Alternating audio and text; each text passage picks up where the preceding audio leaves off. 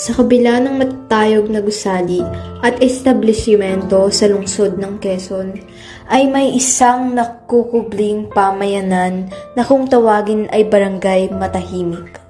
Sa lugar na ito, magsisimula ang kwento ng mag-asawa na sina Lorena at Albert Lainez. Ano naman nangyari? Ba't kulang na naman yung pera? Ewan ko. Anong ewan mo? Huwag mo sinusumbatan ha. Hindi kita sinusumbatan. Ako yung nagtatrabaho dito. Ako na yung sa bahay. Ay, ikaw may alam dyan sa pera! Wala ka nilang kwenta, pati paglinis din sa bahay. Hindi mo na magawa, hindi mo na magawa. Tama na! Wala kasi ginagawa dito yung pera. Hindi mo na maano eh. Tama na! Wala ka!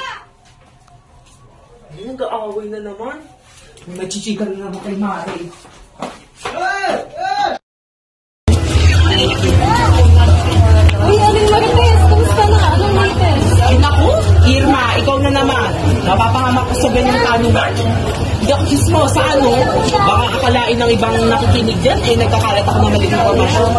Aling Marites, masyado ka mega.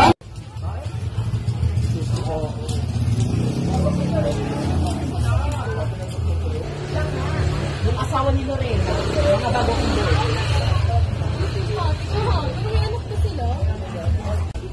Meron, dalawa na. Sina Boyet, yung panganay na. At ito naman si Gayle, yung bunsong babae. Nasa kando ka naman ng babae. Este, bakit siya namamalengke? Bagay talaga si apelido mo, eh, ano? Ayun nga. Ayaw kasi ng babae. Si Marcela, napapasukin tong si Andres sa trabaho. Este, si Albert, kasi tuloy ako napapagaya sa'yo. Ang dali na tayo. Sayang naman. Kaya pala si Marcela magtatrabaho. Kung ako man, baka ulti mo kami yan. Hindi ko napapayagan dumalo ka. Bakit naman Irma Abe? Ano ko ba? Baka anak sa ibang babae yung dadalaw. Hindi mo ba? Tuloy. Makakadalaw ba yan kung puro pasa? Hindi kami yung noon nangungulang at hinatang may mga bukol. Narinig ko yung sigawan, ang lakas. Talaga ba? Aray! Baka selosa si Marcela, kaya nabibigay ng mag-asawang sipa at sampal. Naku, sinisipa nga siya kamo ng asawa niya. Dinig ko sabi ay, buti nga sa'yo. Tapos halos maulo pa. Basta ano. Habagin ah. Baka sinasakala. Huwag naman sana pati mga bata. Hamo, baka pati asik pinagdidiskitahan. Aba, umanda sila sa akin. Tulad ng isang araw, huwag daw siyang lulukohin sa pera. Nagdududa sa pera.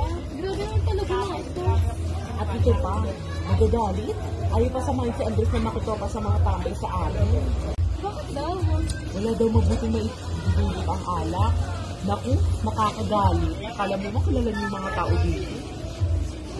Baka huwag kasi sa kaman ko. Pag nalala sa inyo. Bisyosa ka.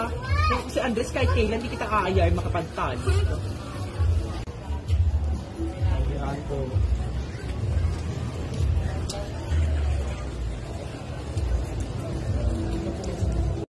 Dinig ni Albert yaon, dinig din niya ang mga pag-uusap ng dalawa. Namutla na tila napahiya sina Aling Marites at Irma Daldal nang sumambalat sa kanilang harapan si Albert. Nihimas pa nito ang noo na totoong namumula nga at may maliit na bukol, ngunit ang tunay na dahilan ay dulot ito ng pagkakabugbog sa kanya ng kanyang ama. Next talaga ng mga kapitbahay namin kung ano talaga pinagkakalat dito. Hoy, ikaw, babaeng durarat, ano yung pinapakalat mo sa amin, ha? Ano pinapakalat? Ano pinapakalat? Kunwari ka pong walang alam. Kasama nga si Aling Marites, eh. Pinagsasabi mo?